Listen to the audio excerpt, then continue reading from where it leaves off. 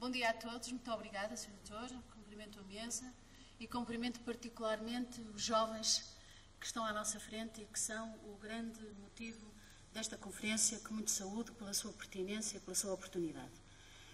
Eu gostava, primeiro de tudo, de agradecer ao Fórum Estudante por me ter convidado para estar aqui e poder tecer algumas pequenas considerações, necessariamente breves, e agradecer também o facto de terem escolhido o Politécnico de Porto. Para nós também é um prazer acolher-vos aqui.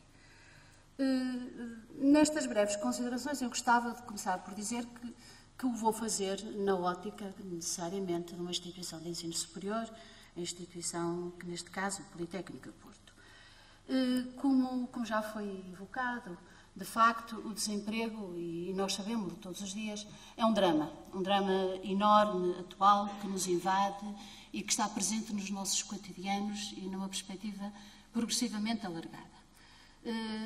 Recordo-me que o relatório, por exemplo, da Education at Glance, e penso que esse assunto será bem tratado durante esta conferência, mas que é um relatório que reunia dados sobre os 30 países que integram a OCDE e mostrava que dentro do universo do emprego, este relatório é de 2007, que a formação superior em Portugal, os jovens são dos mais afetados no que diz respeito ao desemprego do nosso país.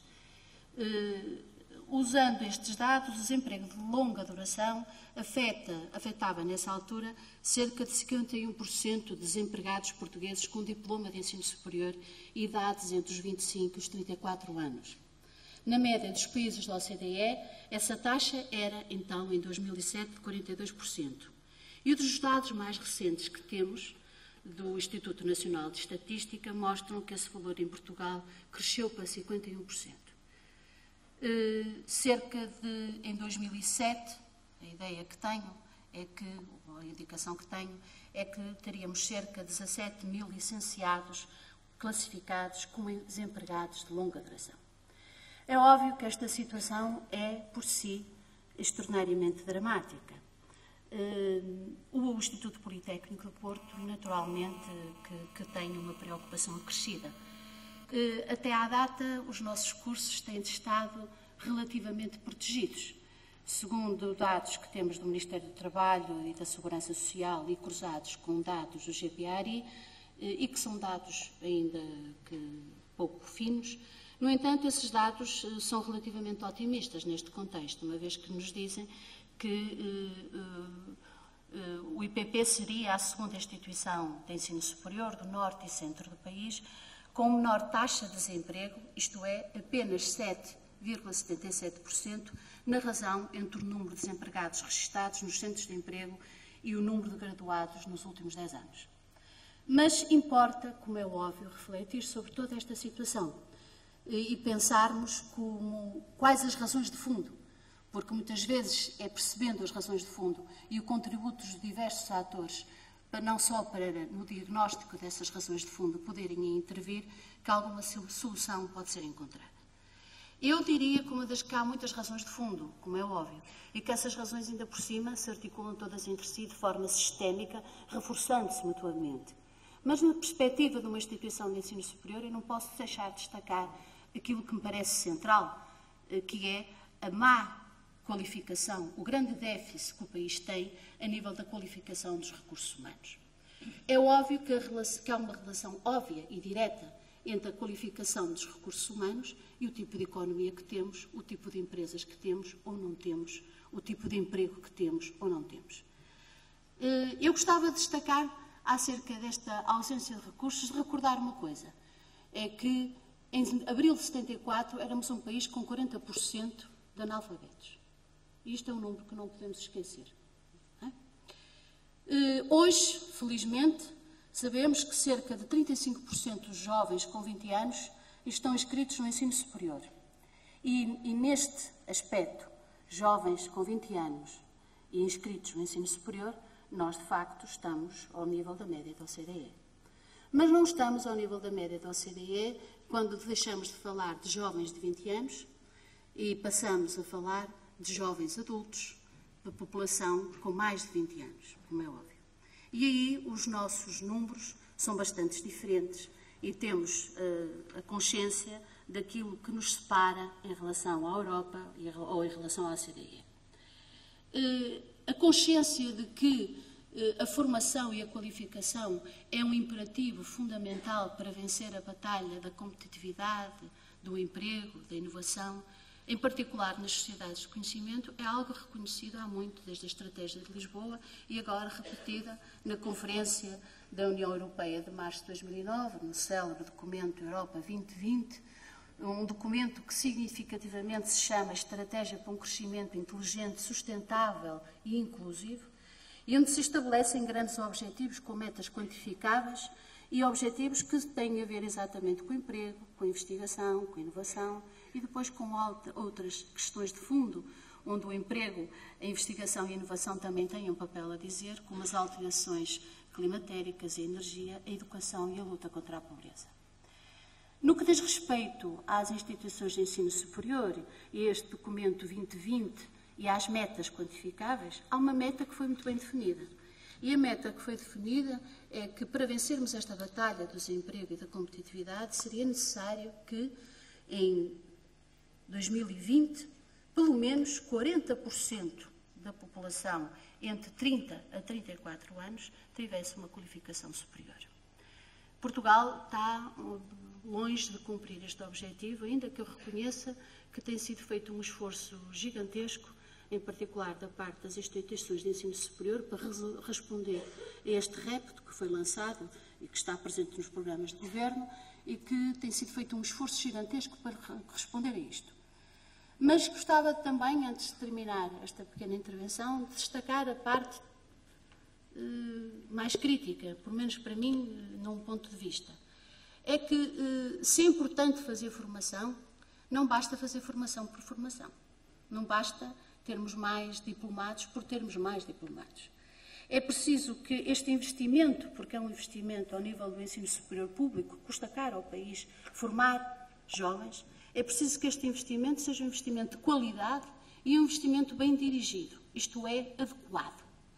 O que acontece é que não temos nenhuma formação, muitas vezes, com a qualidade necessária, nem temos uma formação, muitas vezes, adequada. Há, quanto a mim, uma desadequação muito grande ao nível da oferta formativa face às necessidades das empresas e da sociedade em geral. Para além de uma má rede de ensino superior, temos uma rede muito vasta para um país tão pequeno, o que não permite a concentração devida de recursos e políticas que gerem qualidade e sustentabilidade. Eu diria que há coisas que toda a gente pode constatar. Há um excesso de vagas em cursos nos quais a empregabilidade é baixa e, por outro lado, também há falta de oferta formativa em áreas onde as nossas empresas, as organizações estão carenciadas e às vezes também estão carenciadas porque os estudantes não procuram essas vagas. E não procuram muitas vezes essas vagas porque também não há uma política clara de esclarecimento acerca de quais as áreas prioritárias, quais os investimentos necessários, onde se deve investir, onde se deve procurar formação, onde há futuro para essa formação, independentemente das flutuações necessariamente que o mercado vai tendo. Se listarmos alguns clusters que estão identificados, em particular, por exemplo, no norte do país, e foi um trabalho que foi feito não só pela CCDR, mas por outras entidades, esses clusters de desenvolvimento, onde seria necessário concentrar o desenvolvimento não só em termos de fundos, onde é necessário investir, mas também em termos da qualificação de jovens, esses clusters estão identificados. E era necessário concentrar e articular uma política formativa e uma política de investimento em parceria entre as instituições de ensino superior, os atores no terreno, como as CCDRs, as câmaras, os municípios e as empresas, de forma a que esse investimento, sendo articulado, coerente e qualificado, permitisse a sustentação das empresas, a formação adequada de jovens para essas empresas e, como tal, a garantia de emprego. Eu penso que a palavra de ordem que está em cima da mesa, por menos para as instituições de ensino superior, é exatamente esta. É a ligação cada vez mais profunda com as empresas, com o tecido empresarial. E esta ligação só se pode fazer, não no final, mas tem que se fazer a montante. Isto é, tem que estar logo na planificação estratégica das próprias instituições de ensino superior. Esta planificação tem que ser feita cada vez mais em articulação com o mercado de trabalho e com a sociedade civil em geral. E tem que estar presente na concepção dos planos de estudo. E tem que estar presente nos modelos de ensino-aprendizagem dentro dos planos de estudo, potenciando cada vez mais a articulação do próprio ensino-empresa. E tem que estar cada vez mais nas atitudes e na valorização que o modelo de ensino faz dessas atitudes, as atitudes de empreendedorismo que têm que ser inculcadas e ensinadas, porque o empreendedorismo aprende-se e desenvolve-se junto dos jovens ao longo dos planos de estudo, ao longo da sua formação. E tem que ser, fundamentalmente, outra das coisas centrais, uma articulação cada vez mais profunda entre a investigação e o ensino, permitindo que a inovação e o espírito inovador e de pesquisa também passe para os planos de estudo, passe como atitude e passe também como transferência tecnológica. Ao nível do IPP, temos dado, ou procurado dar, alguns passos claros nesse sentido. Estamos a trabalhar, e há bocadinho conversava com o Sr. Pró-Reitor exatamente sobre isso.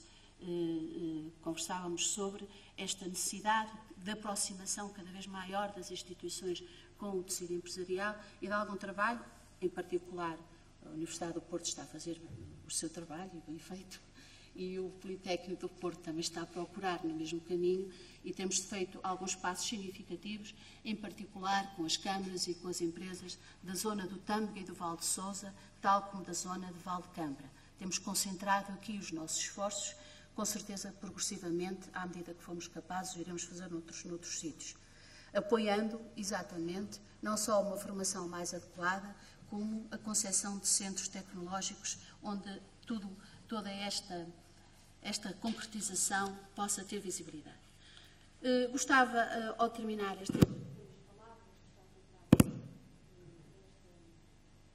da minha intervenção, de vos dizer ainda uma coisa. É que considero que também uma das questões fundamentais neste combate ao desemprego passa por cada um de nós, por as pessoas que somos, porque as pessoas fazem a diferença. E é exatamente na capacidade que nós tivermos de nos abrirmos para voltarmos a estudar, voltarmos a aprender, voltarmos a ser capazes de nos reconvertermos e termos uma atitude positiva perante a mudança, que seremos capazes de aceitar este desafio. Porque ele está lá. Não há alternativa. A instabilidade ao nível do emprego ou a falta de emprego é uma realidade. A única coisa que nos pode fazer ultrapassar isto é sermos nós a ter uma atitude diferente e positiva, mais proativa, face a esta mesma realidade. Bom dia a todos e boa conferência.